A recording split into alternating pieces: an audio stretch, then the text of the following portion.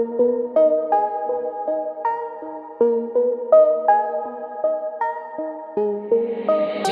it's time to take over.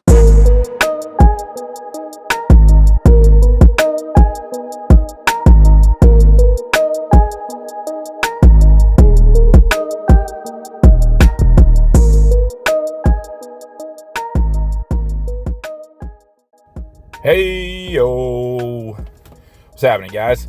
A little more content leading into the road to the Claw in Enumclaw, Washington. This is the last week, basically last couple of training sessions prior to heading out for the games. Unfortunately, I didn't capture a lot of throwing content. My throwing was, I've been so busy lately. My throwing was kind of like breaks at work. Doing footwork in the basement or even footwork in the gym, but I didn't set up the camera for it. So not a lot of throwing content. And honestly, got to be real, not throwing as much as I should. I'm finding myself kind of easing towards the easy route of just getting in the gym with the intention to throw a little bit or do some drills in the gym, but not getting as many as I need. Feeling crunched for time, trying to figure out my priorities as far as like what lifts to try to get in, what drills to get in, but I've been trying to slowly, I'm not going to say rehab, but just kind of take care of some minor aches and pains, and I can do that through lifting better than I can do that through throwing. So competing interests, of course, I think all adults have that, but the silly sport that we do, you try to figure out what's going to be the best for you and your regular life and you and your throwing life. But it is what it is.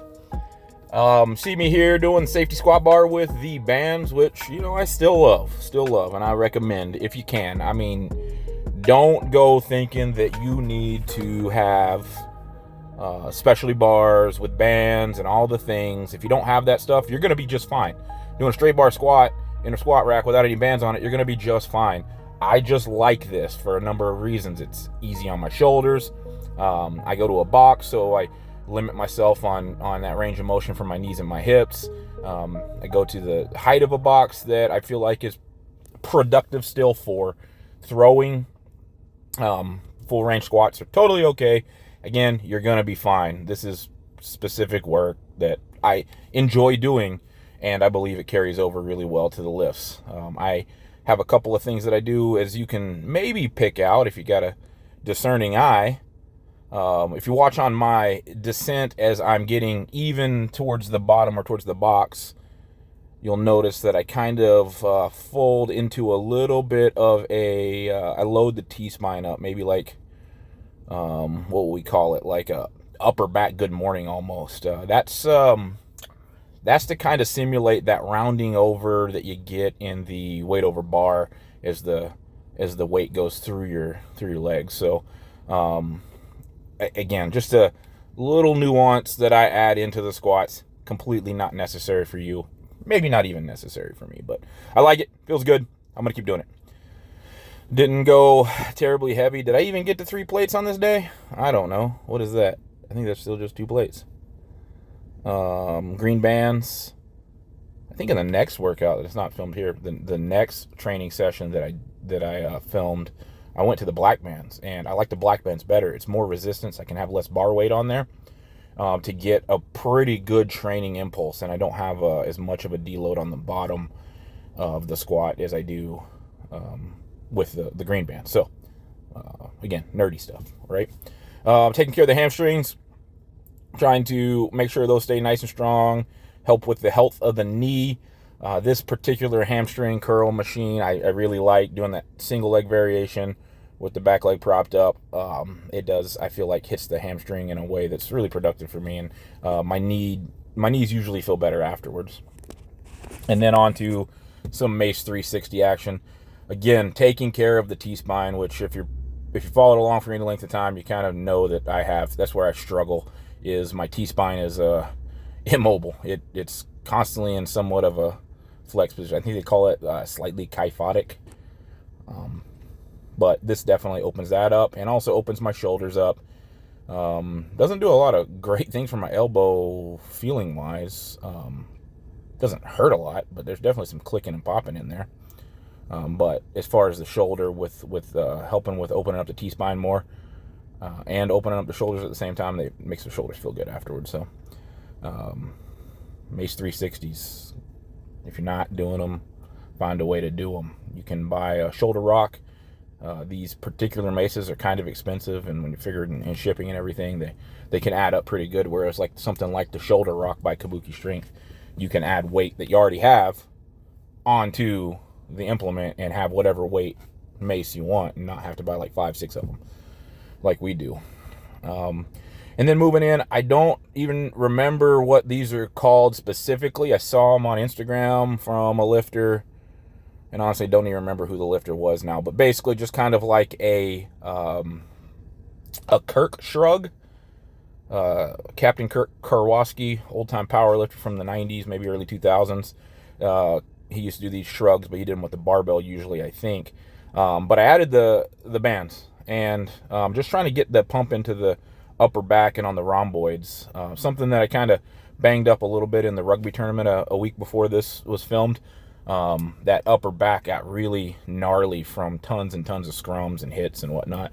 And I was really just trying to pump some blood into those muscles that are sometimes hard to hit without doing, bent over rows that are taking a little bit out of the lower back. So those actually worked tremendously well. Those will become regular in my training program. You'll see them again for sure. And then on another day, popping in here, hips, really trying to take care of these hips. I've had some soreness in my lower abdominals as well. I think it's all related to the hips. And did these neat little adductor, like a standing adductor, what would you call it, pull. Basically just hook the band up to the base of the yoke there, and then pull inwards. It's like a standing Copenhagen, I'd guess. Just really trying to use the muscles, the muscles that pull the leg inwards. And I'm actually kind of using both. These kind of hard to see in a video, but I'm using the right and the left a little bit to just kind of have them work together. Very therapeutic, and overall I did feel really good. My hips felt, my right hip specifically, the one that's bothering me the most, felt as good as it's felt in a long time while doing the squats that you're about to see. I hit it with the barrage of things. I don't know exactly what worked. Those standing adductor pulls were new, so maybe it was a large part due to them. That's something I haven't done before.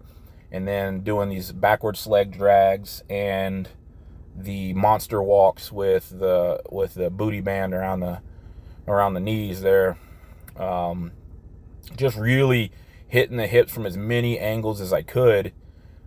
Then when I got into the squats, I could definitely feel an improvement. I didn't feel as, I guess I could say, catchy on my right hip, kind of in that frontal plane of my right hip. I've been experiencing what I feel like is probably an impingement. So it catches and just kind of, it just causes a lot of irritation and longer lasting pain. This was another thing that I added into this. It's just a glute ham device sit-ups, really getting a long stretch at the bottom. Let the belly hang way out, and just stretching that. Like I said, the lower abdominal soreness that I have, I felt it when I did these. Absolutely felt it when I did these, and I think they helped. Again, I'm not a scientist. I'm not a door-to-door rocket appliance surgeon. I don't know which thing helped the most, so the only thing I can think of to do is all of it again. And then back to the safety squat bar, to a box. These first few are without bands. And then I'm going to jump into banded. And I used the black bands on this one for sure. And I really liked it. Good weight, good resistance. Felt like it was, maybe that's going to be the move. Anywhere between 225, because this bar is 65, I think, 245 and 335 on the bar, or bar weight. And then with the black bands, that's kind of a good magic number. The 335 can feel a little bit slow if I don't really focus on effort into it. I can't be lazy with the 3 plates. I have to really come off the box with intention. And that's like throwing. You have to come out of the hole once you've got that change of direction in place. Whether it's coming out of the hole on a weight over bar, or pulling on a sheaf, or from the back of the trig on a weight for distance, doesn't matter. Once you've come out of there, you have to have intention to apply as much force as you possibly can. The weight, once it's set, you just go. And that's what I have to do with this black band on there. I have to actually get after it. On the same day, I also did some bench pressing, and nothing really pretty or fancy about the bench pressing. I just did it. Again, though, working a little bit of shoulder pain as a result of the upper back stuff I mentioned earlier.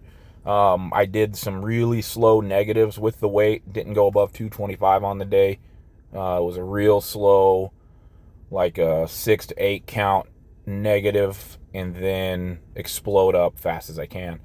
That slow negative was, well, I guess I didn't do it on 225. I'm fast like an idiot. But the slow negative was to kind of load the back and really feel those muscles engage, my lats engage, and stay in position, of course, so that I don't irritate any sort of injury that I might have more. But up, press with intention, fast as possible. And that's about it. This was, like I said, the last workout, the last training session going into Enumclaw. And as I'm recording the voiceover here, I've already completed Enumclaw, and there will be a wrap-up of that once I put together and edit down that video. Had a pretty damn good day throwing that day, but I do need to get in and practice some of the cues to help me have an even better day in Maine in a couple weeks. So stay tuned for that video. Later, guys.